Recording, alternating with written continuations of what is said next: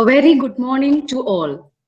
Welcome to Crossroads 2020, a multidisciplinary international webinar series organized by Sree Narayana College for Women Kollam, Kerala, in association with RIQAC.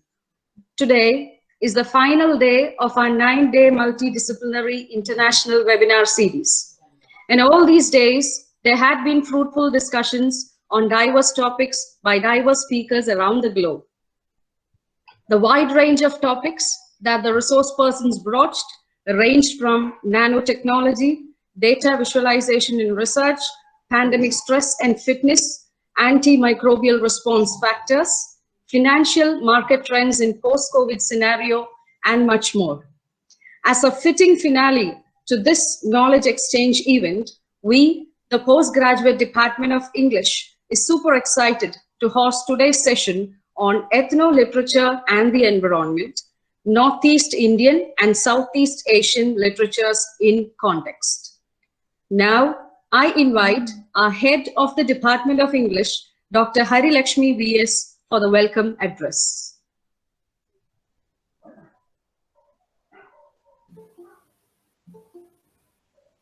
A warm good morning all.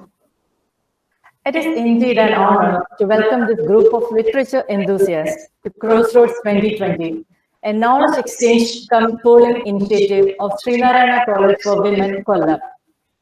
Crossroads 2020 is the result of the collective efforts of all the 16 departments of our college under the leadership of our respected principal, Dr. Nisha J. Thoreau. On behalf of the Department of English, I welcome her to this webinar.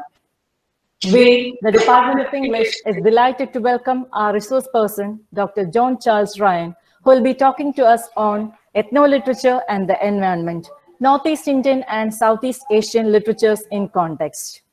Dr. John Charles Ryan is Adjunct Associate Professor at Southern Cross University and Senior Research Fellow at Notre Dame University, Australia. His interests include creative writing, literary studies, critical plant studies, and the environmental humanities. His latest co-edited book is Australian Wetland Cultures, Swamps and the Environmental Crisis, published in 2019 by Lexington Books. His poetry collection, Seeing Trees, a Poetic Arboretum, is forthcoming with Pinion Publishing based in USA. In 2020, he was visiting scholar at University 17 Augustus 1945, Surabaya, Indonesia, and writer in residence at Oak Spring Garden Foundation in Virginia, USA. On behalf of the Postgraduate Department of English and IQAC, we wholeheartedly welcome you, sir, to this webinar. We have participants from various academic disciplines across the globe. Thank you all for registering with us, and a hearty welcome to you all to this webinar. Once again, I welcome all of you to this webinar. Thank you. And we are all waiting patiently for Dr. Ryan's presentation. I invite Dr. John Charles Ryan for his talk. Thank you very, very much for the warm welcome. And it's really my privilege to speak with you today. My name is John Ryan, and I'm associated with Southern Cross University and University of Notre Dame in Australia. And I'm also a visiting scholar at University of 17th Augustus 1945 in Surabaya, Indonesia. So I'd like to recognize those three institutions. The topic I'll be introducing to you is ethnoliterature and the environment. And I'll provide, in developing that topic, I'll provide examples from Northeast Indian and Southeast Asian literatures. Now there's a, as I'll go on to explain, there is a real fruitful potential in comparatively looking at the literature of these regions of Southeast Asian countries and their connectivities to Northeast India and beyond.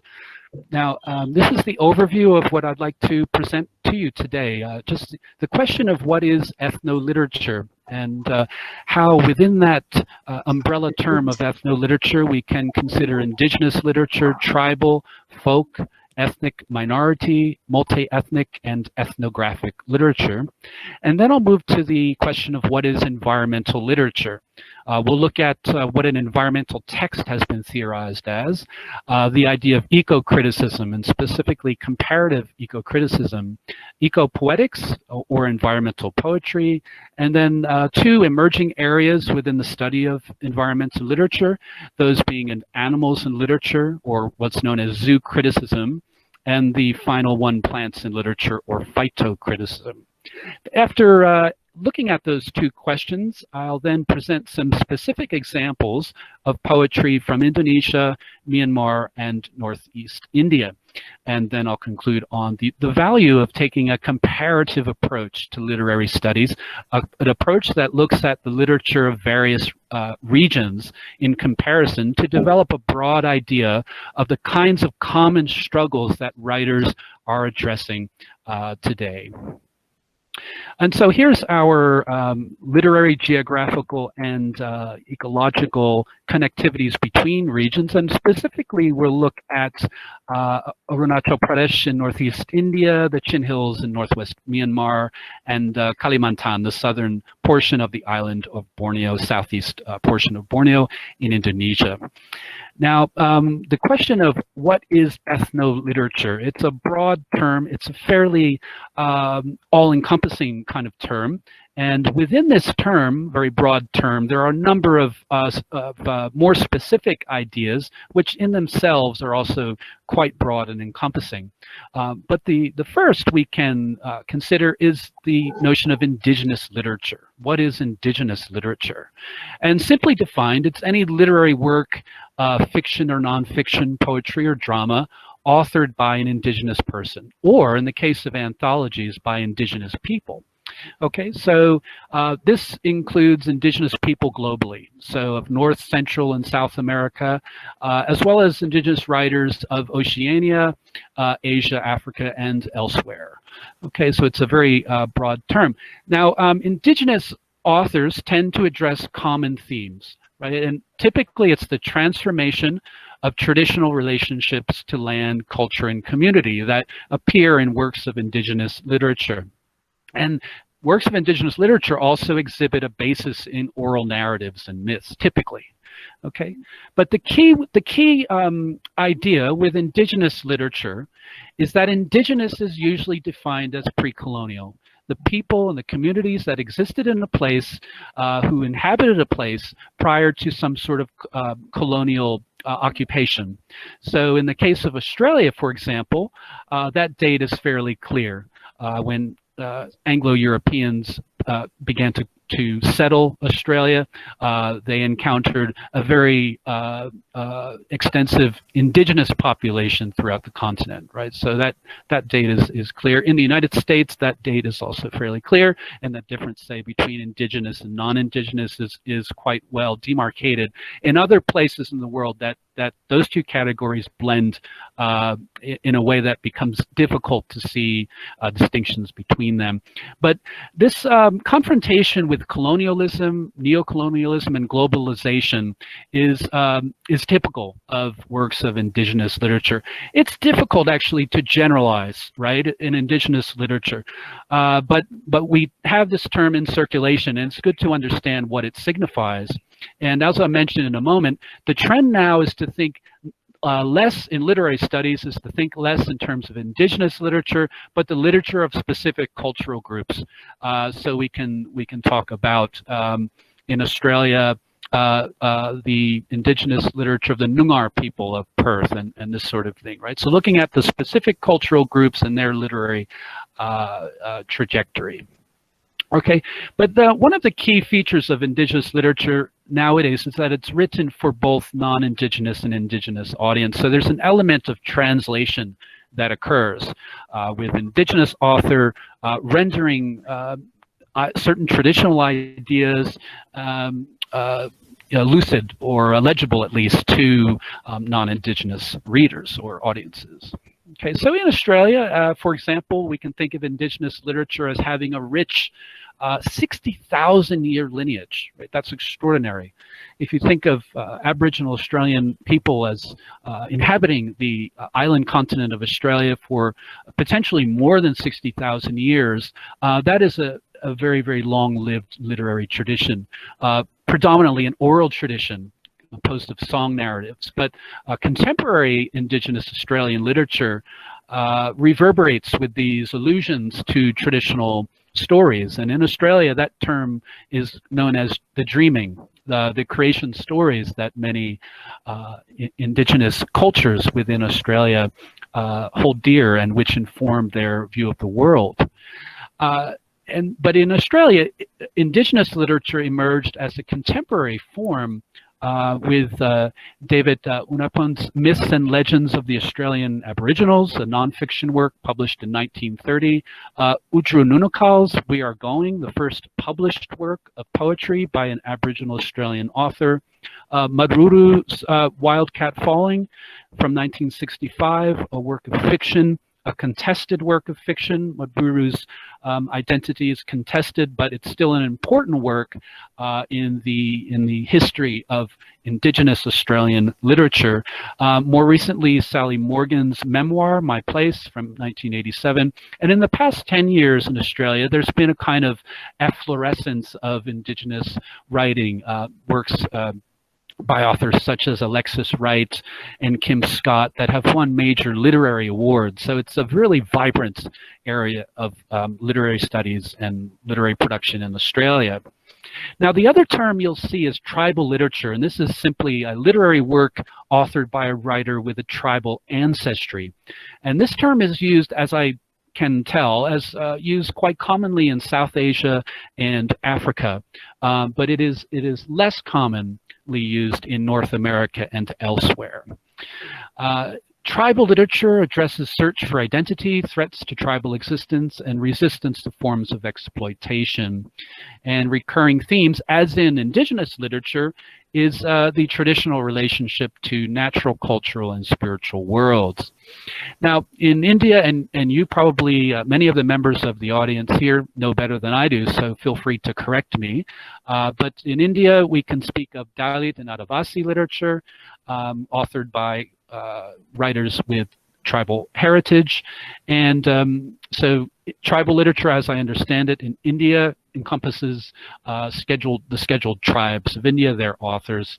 And Dalit writing has become a significant genre within Hindi literature in the past 30 years. But this is an area that I'm just slowly beginning to learn about, in fact, is Indigenous Indian literature. Now, folk literature is another term that you will come across, and that is encompassing myths and legends and songs and ballads and proverbs and charms, etc., passed from generation to generation by word of mouth, right? So folk literature, often also known as oral or traditional literature, but most importantly, not interchangeable with Indigenous literature, right? So some Indigenous literature will have folk elements, right? But not all folk literature can be considered Indigenous literature, right? So non-Indigenous writers can write a work of folk literature, right? So this folk literature, of course, is characterized by orality, as song-like qualities, often mnemonic features, right? As an oral tradition, characteristics of the works would enhance their memorization. So we see repetition, and that's in fact one of the purposes of a stanza, right? Or in a song, a chorus, is that repetition allows a kind of rhythmic pattern, but it also allows that work to be recalled by the performer. Now, importantly for our discussion, folk literature often communicates traditional knowledge of the land, ideas about how humans interact with nature, how humans have had particular interactions over very long expanses of time. And this is often in distinction to the sanctioned scientific paradigm.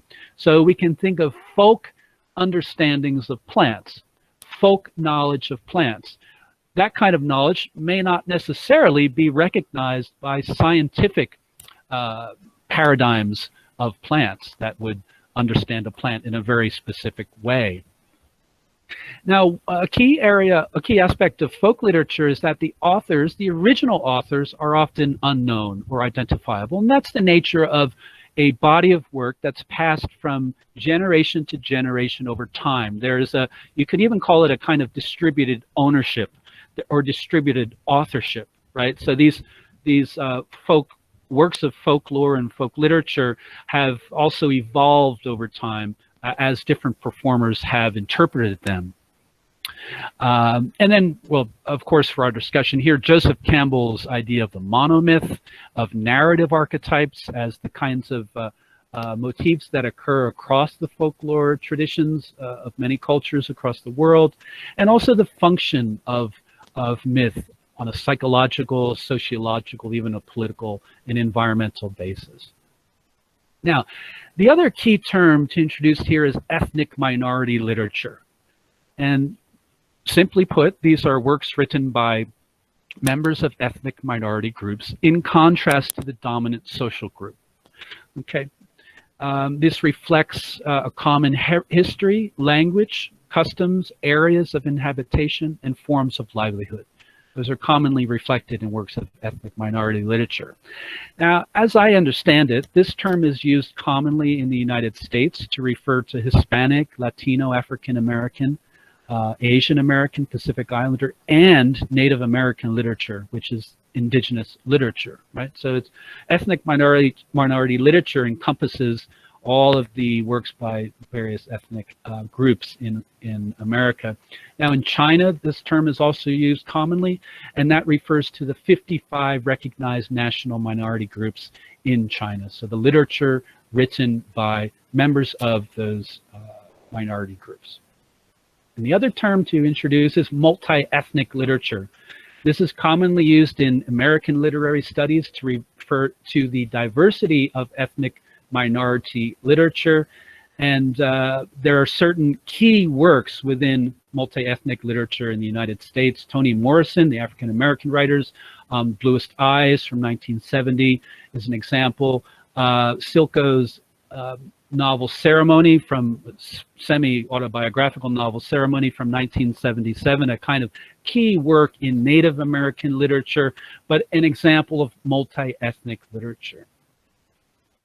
Okay, now the other area that is quite exciting and also developing now is ethnographic literature. Ethnographic literature, which combines literary studies with ethnographic studies.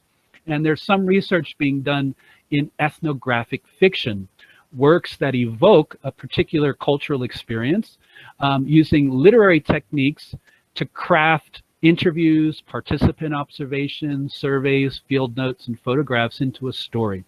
So it's a kind of fusion of anthropology and literary studies. We can also talk about ethnographic nonfiction, typically works by anthropologists, such as Richard Nelson's The Island Within, his study of his nonfiction work that reflects his long study of Native Alaskan cultures. A literary work reflecting particular literary qualities, not a dry scientific account of the cultures. So we can think of it as ethnographic nonfiction. And finally, ethnographic poetry. Poetry that is written through the crafting of those ethnographic materials, the interviews, the field notes, the surveys, and etc. Ethnographic poetry. In Australia, a very good example of ethnographic poetry is the work of Bill Niji, and a work called Story About Feeling, which was written in collaboration with an ethnographer who interviewed Bill Niji, an Aboriginal elder, and then collaboratively they produced a work of ethnographic poetry.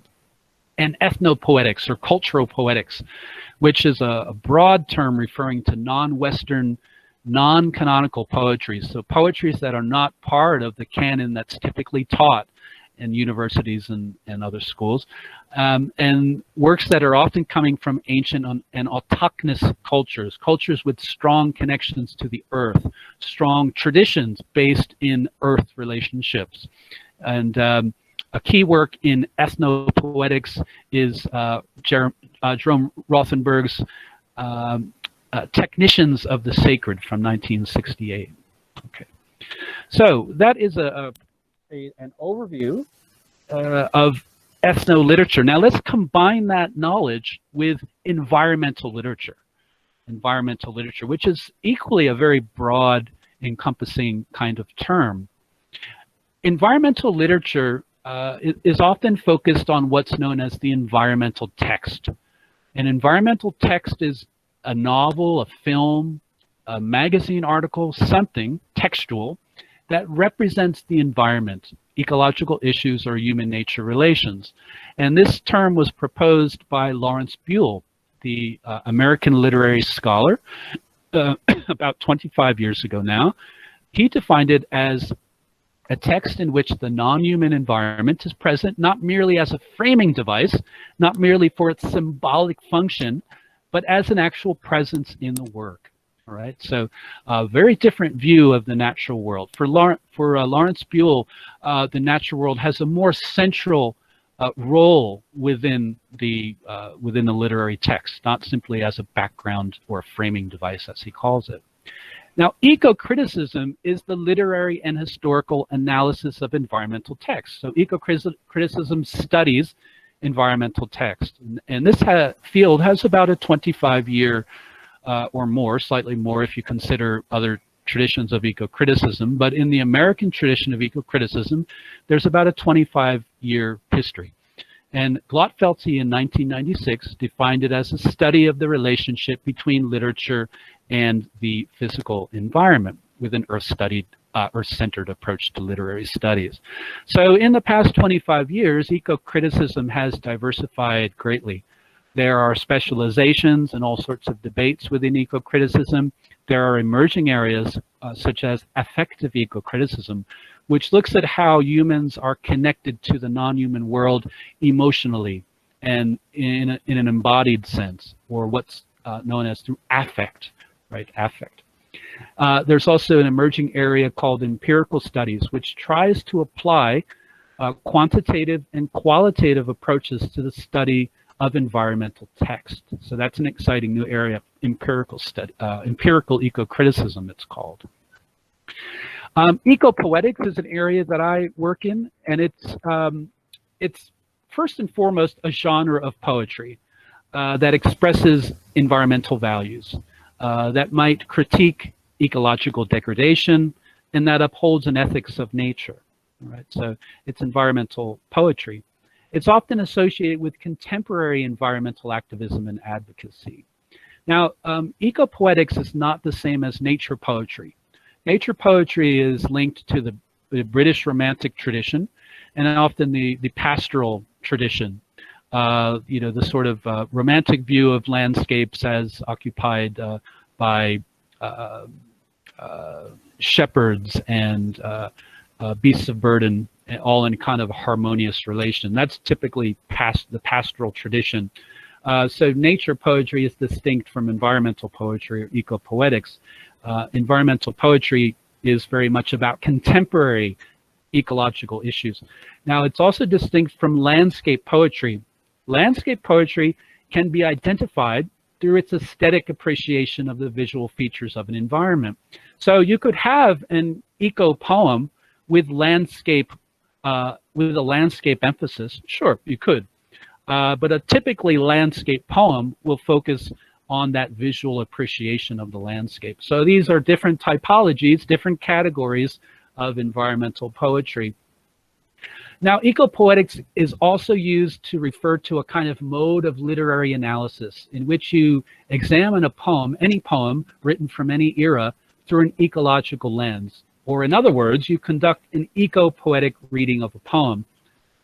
And more recently, it's been used to describe projects, non-literary projects that have a focus on sustainability and human nature balance. So we can talk about the eco-poetics of a community initiative, right? The eco-poetics of that initiative. That's a common usage now of the term. And finally, two emerging areas, animals in literature and plants in literature, which are roughly parallel, although plants in literature is a much more recent phenomenon. Animals in literature looks at animal texts, texts that represent animal life and human-animal relations. And the critical practice is called zoo criticism. That's the reading of literary text through an animal-focused lens. What that means is you might read a work from the 19th century, Charles Dickens or some other canonical works, but you use an animal-focused lens to understand the history of human-animal relations during the 19th century, or animal ethics.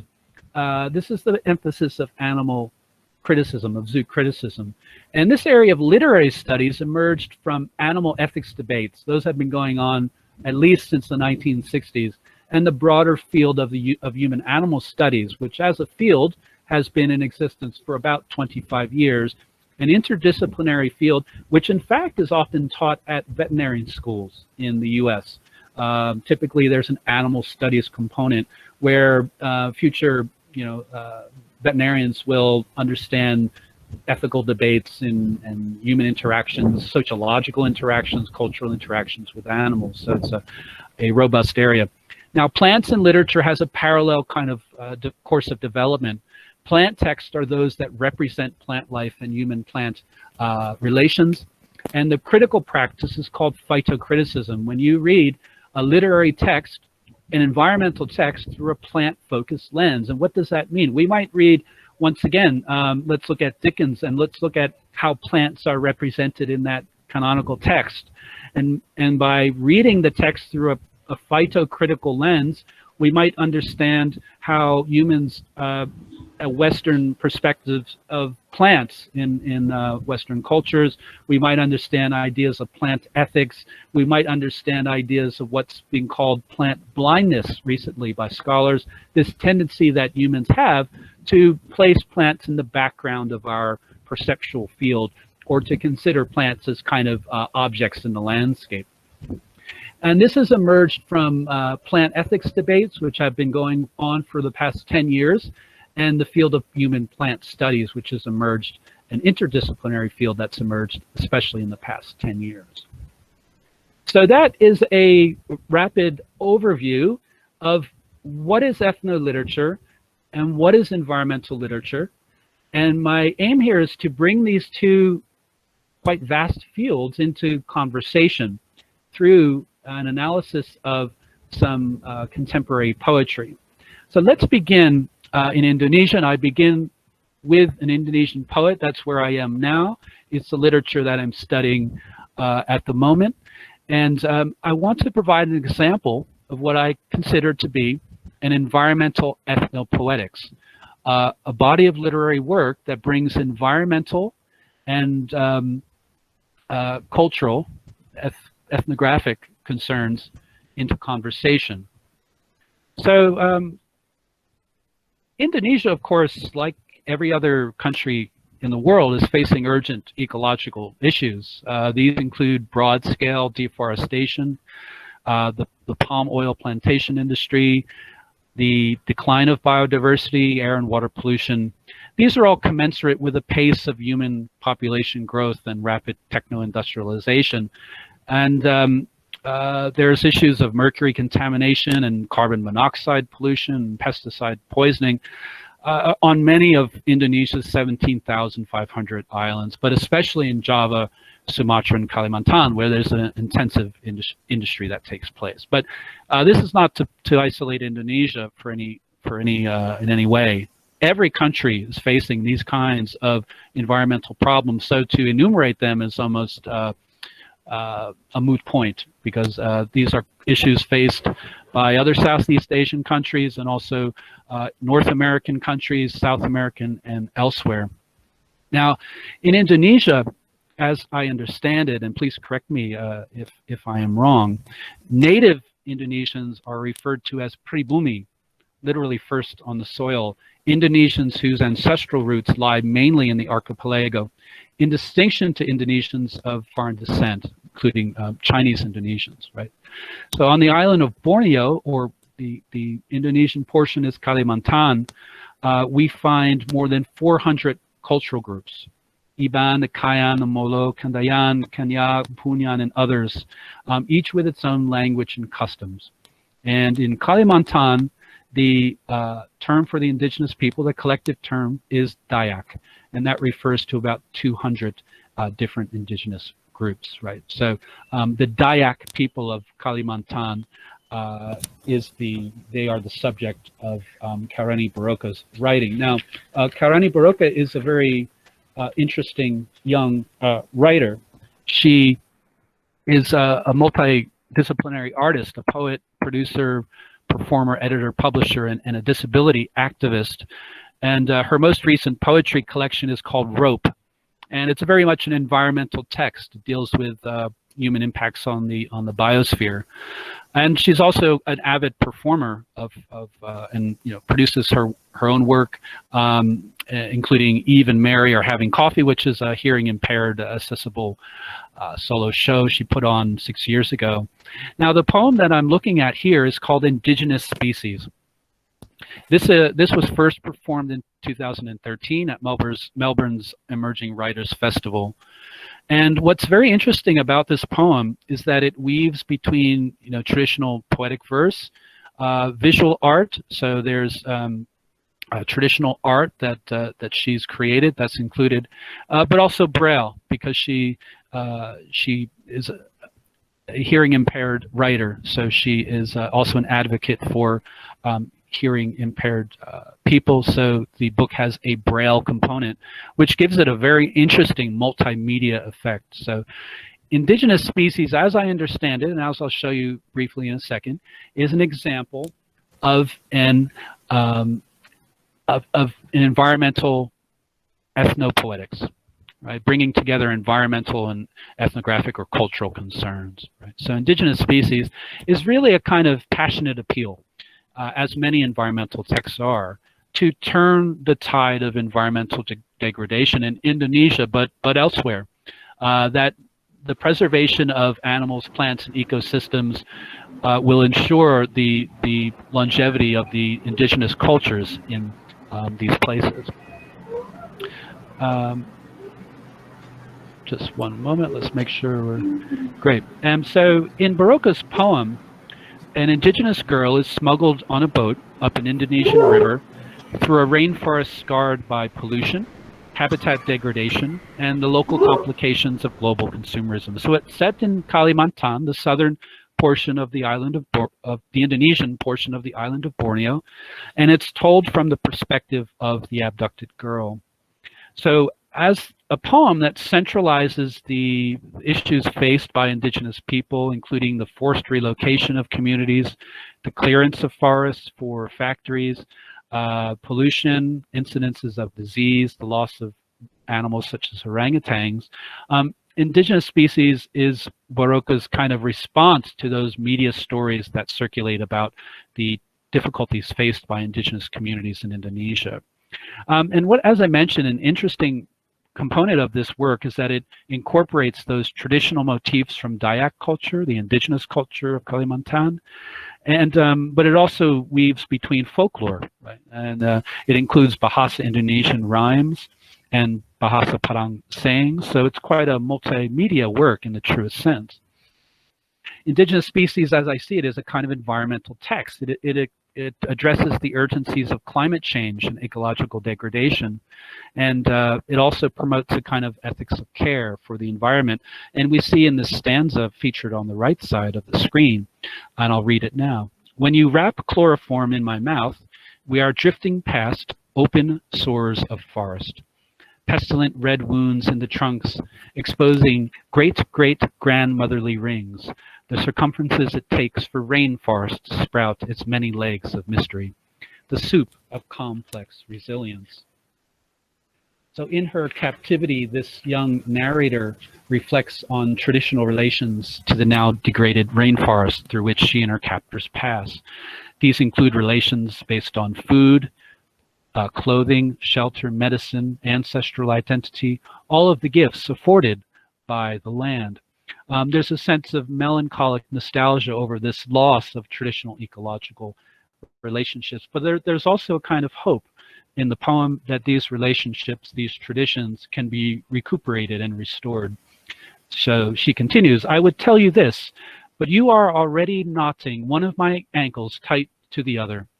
We once let the jungle whittle our lives down to habits, forests sculpting foraging patterns, spice configurations in soup, longhouse architectural trends, how women live with bleeding, what we can't name our children, how we groom the pelts of on our bodies, right? So nature was very much the determinant the guide, if you will, of how to behave in these ecological places. So the effects of cultural and ecological change also register on a bodily level. They register at the level of sensation, and that's very much connecting to the idea of effective eco-criticism, looking at how the body, the emotions, and the senses are related to are represented in text, right? And so the narrator makes clear, and I don't want to grow old. As you paddle down river with the mercury, beating down your synapses, eating at your unborn childlings. And she goes on to quote, as in her own words, collapsing entire cosmologies into pulp and paper, and further quote, eons of intricacies of strength from the forest to molecular form on a woman's lipstick bottle in Iowa. So these are symbols for global commodity exchanges that are implicated in environmental loss, right?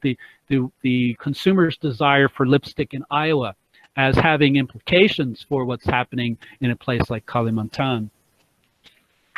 So having looked at an example from Indonesian ethno-poetics, let us turn to Myanmar.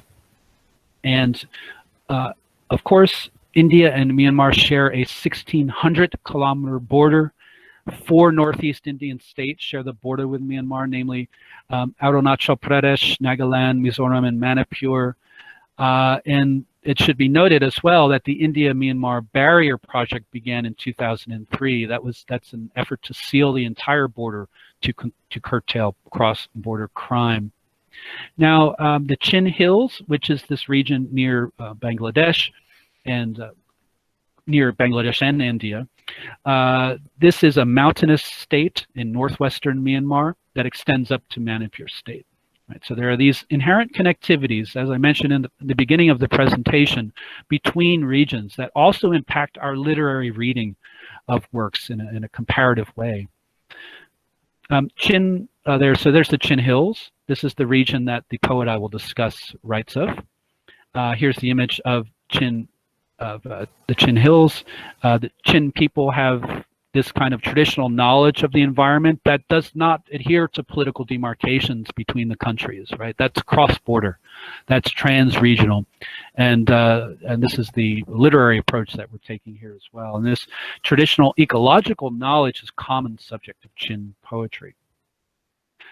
So yes, Chin people are Tibeto-Burman heritage or ancestry. They are considered the indigenous people of this region.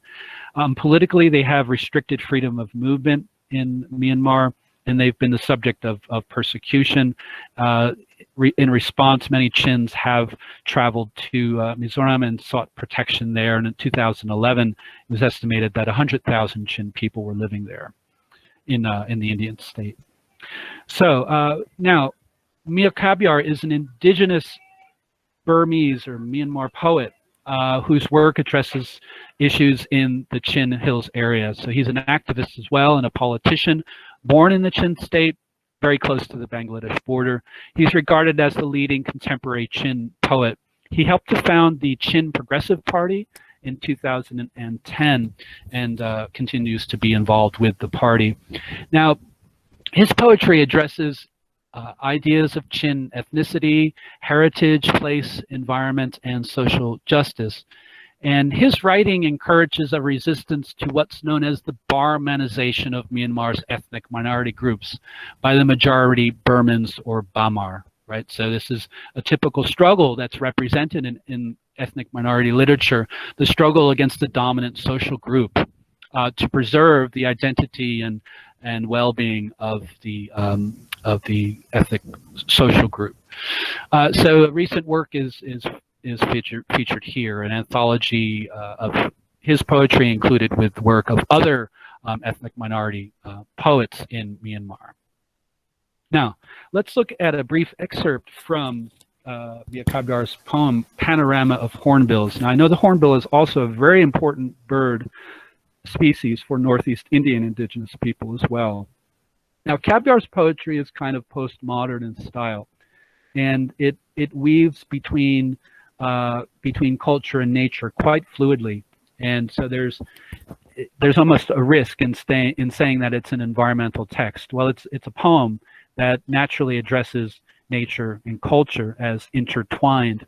So this panorama of hornbills from 2014, it likens Chin people to hornbills, or gives them a kind of consanguinity, if you will, a connectedness, a kinship between these very important birds and Chin people.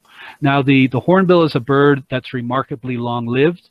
It's a very huge, physically huge bird, and very beautifully colored bird. It's one that's often sought by, for various reasons, by human communities, both indigenous and non-indigenous communities.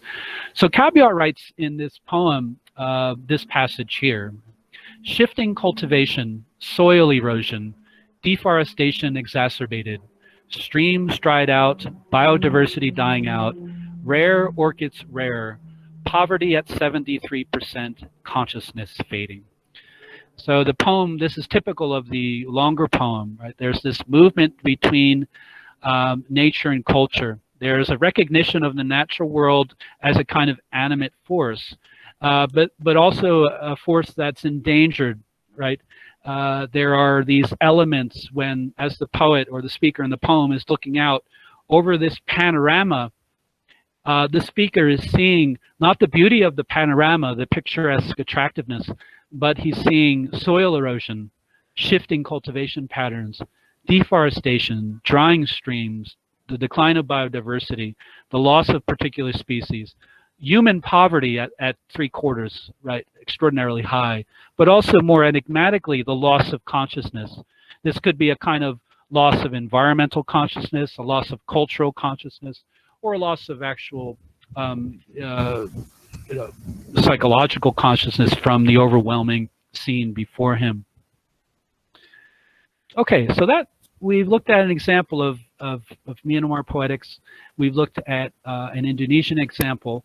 Now let's conclude with an example from Northeast India, an example of Northeast Indian environmental ethnopoetics. So Northeast Indian poetry, and I'm sure many of you in the audience have expert knowledge in this already, so please correct me if there's anything inaccurate here. But it's been the subject of much study and anthologization, ecology, myth, and mystery, an interesting text from 2007, a study of Northeast Indian poetry from an ecological view, and the Oxford Anthology of Writings from Northeast India, published 2010, a quite important work. So Northeast Indian poetry, as scholars have observed, reflects a kind of biocentric or life-focused view, and also an ecocentric or environment-focused view. It often depicts organisms in relation to their environment, right, as interdependent, mutually reactive, and interrelated. In particular, the poetry of Mamang Dai and Temsla Ayo exhibits ecofeminist themes, and the ethnographic poetry of the region expresses a range of feelings over the negative aspects of cultural change and loss, and themes of local knowledge, ecology, folk tradition, and social issues characterize the poems. And this can also be said of indigenous literature, of ethnoliterature in general, as I would argue, that it examines local knowledge, but in the context of environmental and cultural change. Now, Mamang Dai is a very interesting writer, a poet from Northeast India. She is a kind of a very well-rounded individual, a journalist, a broadcaster, also a conservationist based in Arunachal Pradesh and belonging to the Adi people. The Adi, as I understand it, are among the most populous indigenous cultural groups of the state. She recently received a major award for her novel, The Black Hill, but she also writes poetry. She's worked in conservation as well, so she has a kind of first-hand knowledge of some of the conservation issues facing the region and the indigenous people who live there. She's a former correspondent for major newspapers, so has a really international perspective as well. Now, she's published a range of nonfiction, such as The Mountain Harvest, The Food of Arunchal, The Legends of Pensam, which, as I understand it, is a work of folklore, fiction and folklore, and The River Poems from 2004. And it's the River Poems, poem from that I want to look at in closing this talk, a poem from 2005. So this is the voice of the mountain. And what I'm going to do in closing is read this whole poem, and I invite you to think about why this is an example of an environmental ethnopoetics, right? Why is this an example of environmental ethnopoetics? So I'll read the whole poem. So from where I sit on the high platform, I can see the ferry lights crisscrossing the big river. I know the towns, the estuary mouth. There, beyond the last bank, where the color drains from heaven, I can outline the chapters of the world. The other day, a young man arrived from the village. Because he could not speak, he brought a gift of fish from the land of rivers. It seems that such acts are repeated. We live in territories forever ancient and new, and as we speak in changing languages, I also leave my spear leaning by the tree and try to make signal. I am an old man sipping the breeze that is forever young. In my life, I have lived many lives. My voice is sea waves and mountain peaks. In the transfer of symbols, I am the chant syllable that orders the world, instructed with history and miracles.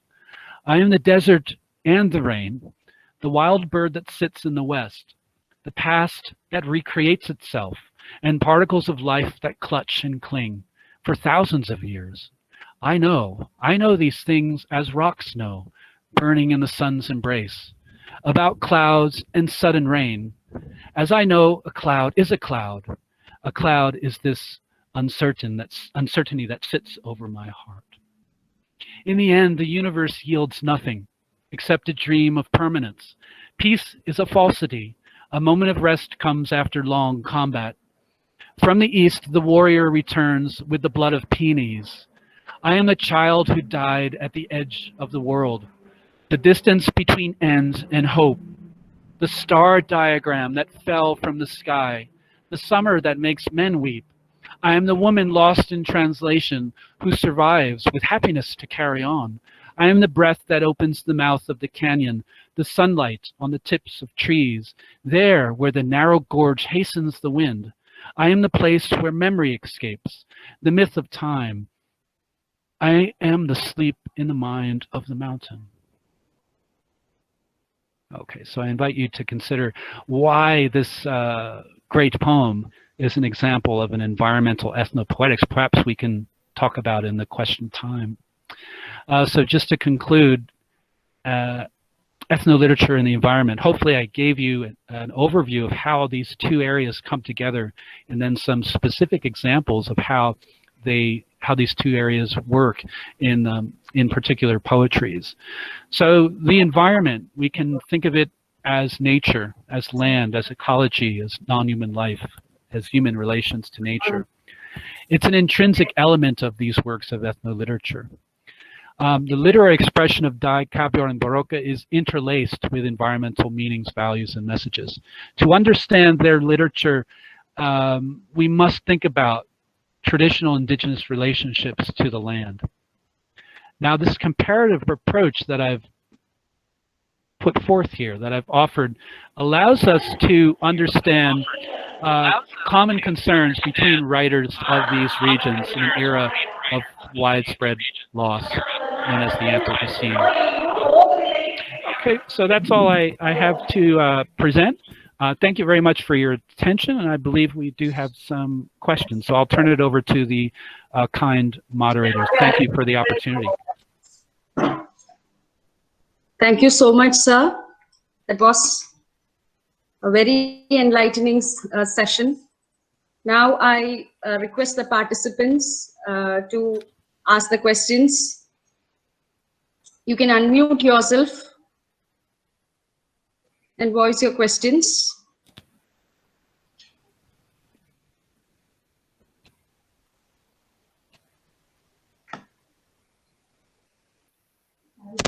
Hello. Hello. Hi. It was a wonderful session, first of all. Thank you so much. And I am a student of literature, and I have been planning to dive into ethnoliterature myself. So my first question as a beginner's approach towards ethnoliterature is, what books would you recommend to me as a literature student to dive into ethnoliterature and really understand the essence? Okay, yeah, that's a good question. So, with ethnoliterature, as in any other literary study, we have to look at the primary and the secondary texts, right? So the primary texts, of course, are the poems and the novels and the works of nonfiction, and then the secondary texts are the works of criticism. Now, in there, you can also look at anthologies, and those would be considered primary resources, primary texts. So yeah, so make sure to think of those two as essential, as primary and secondary resources. Now, the other key would be to try to identify what ethnoliterature you're interested in studying. Now, if it's the ethnoliterature, for example, of Northeast India, there are particular key anthologies and particular seminal studies, secondary resources. So once you narrow down, yeah, I think you have, in any kind of study, you have to keep narrowing down the topic, right? So if you begin with ethnoliterature, then you're looking at, okay, which ethnoliterature? And then secondly, okay, which writer or which group of writers or which historical period will I look at? So let's say you want to study the work of Mamang Dai, right? You would then source her primary works. You look at her novels, you look at her poetry, you look at her journalism, and you look at her nonfiction. And then you'd look at studies of Mamang Dai, the journal articles that have been written about her work, and then you'd broaden your views. So you'd want to look at studies of Northeast Indian poetry, and then more broadly, you might look at ethnoliterature or ethnopoetics in America or South America for comparison purposes, right? So any kind of study, you need that specific detail, specific focus, but then the broad context, right? So, so yeah, I would say the first step is to identify the kind of ethnoliterature you're interested in. For example, Native American literature is an immense topic, right? So there are specific seminal studies and seminal anthologies that you would look at. Aboriginal Australian poetry or literature, also a very huge topic. So narrowing down, select that writer, select the historical period, select one specific element, and that will help you to focus your study of ethnoliterature. Right, thank you so much. Also, I just wanted to point out that I think you displayed some books alongside the text, which was really helpful. I'm sure I'm going to look back into them. Oh, sure. Thank you. Thank you for your comment. Thank you. Good luck with your study. Good morning, sir. I have a question. Please, yeah. So for since ecofeminism deals with how nature and women have been subjugated and oppressed by man, I wanted to ask you how women have reclaimed their voices through ethnopoetry. That's a very good question, and I think ecofeminism looks at how, you're right, how male culture has oppressed women, and specifically how that oppression is related to the oppression of the land, right? So that's the typical the main focal point of ecofeminist critique, is that the oppression of women is interlinked with the oppression of the environment, the oppression of non-human life.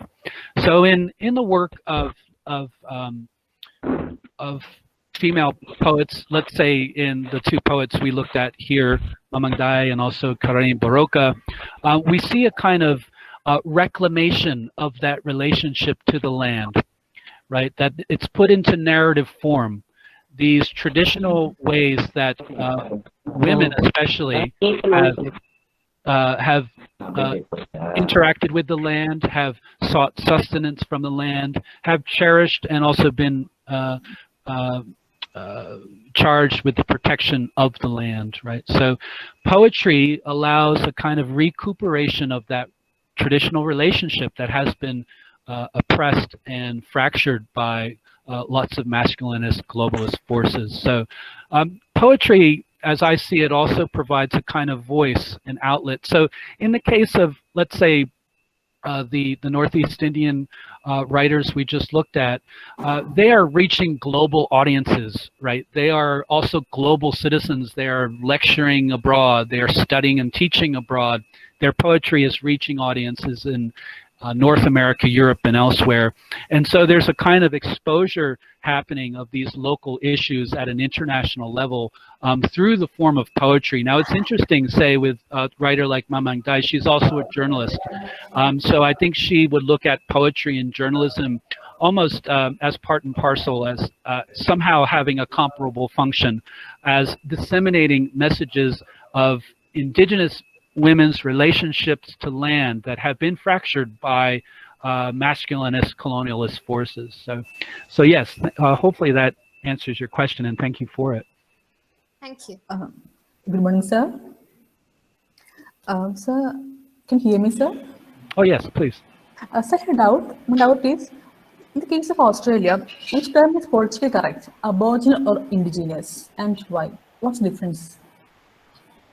Okay, please, please once more. I couldn't hear very well. So in the case of Australia, which term is politically correct? Aboriginal, we call them Aboriginal or Indigenous, and why? What's the difference? Yeah, that's a great question. It's something that scholars are struggling with now, and I don't think the question has been resolved, in fact. So what's in my discussion with Aboriginal people, the preferred politically correct usage is the local cultural group. So the preferred term would be the local cultural group. Let's use the word Noongar. Those are the local Aboriginal people of Perth in Australia. The preferred term would be Noongar. The second preferred term would be Aboriginal Australian. The third preferred term would be Indigenous Australian. And the people that I've asked have said the term Indigenous for them is very homogenizing. It makes it seem like what Aboriginal people in Australia are facing can be reduced to what other cultures are facing. Not that they're opposed to that kind of broad global understanding of indigeneity, but they prefer to think of specific cultural groups. So to answer your question, I would say the more politically correct or preferred term at the moment is Aboriginal Australian instead of Indigenous Australian. And that's the same in America. Native American is much more preferred generally than American Indian. And in Canada, First Nations is preferred, as I understand it, is preferred to Indigenous Canadian or Native Canadian. Yeah, good question. Thank you. Hello. Thank you, sir. Hello. Yes, hi there. Sir, may I? Hello. Hello. Yes, sir. Sir, good morning. This is Dr. Rituparna Shahu from Odisha, the eastern part of the country, India. You have certainly presented a very comprehensive kind of presentation. Congratulations. How about adding, I repeat, how about adding Gopinath Mahanti's works on tribal literature like Paraja kind? If you have access to Gopinath Mahan's work, could you please talk a little bit? This is one. Another request to the organizers. It would be very nice on their part to share the knowledge if the presenter allows to share the PPT in the emails of the participants.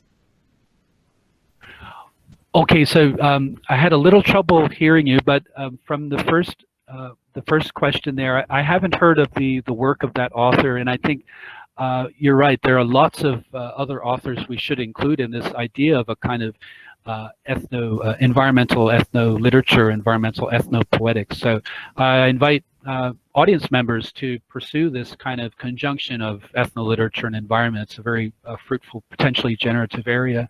Now, the second question, sorry, I couldn't quite hear you well. Could you repeat that, please?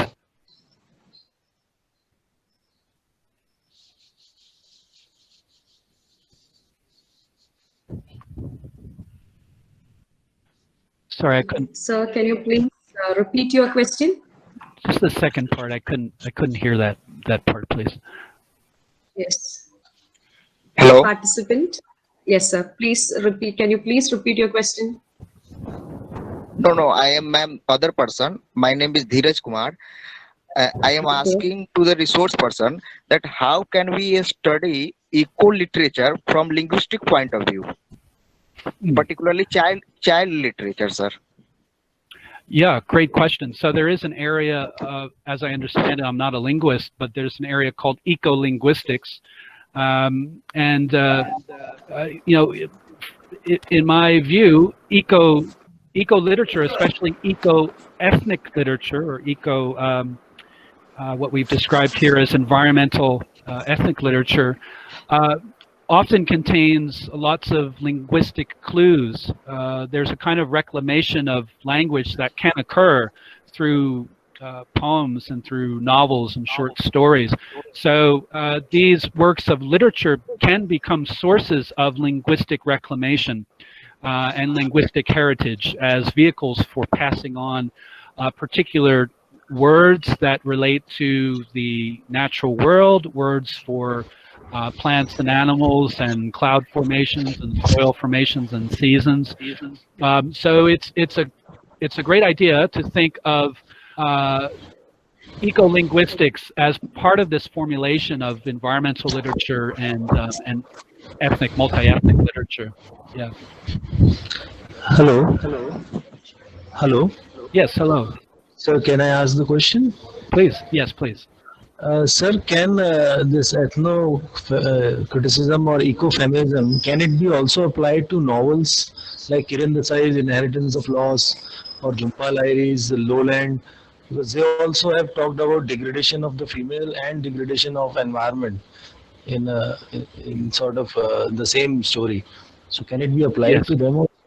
Oh, absolutely, yes.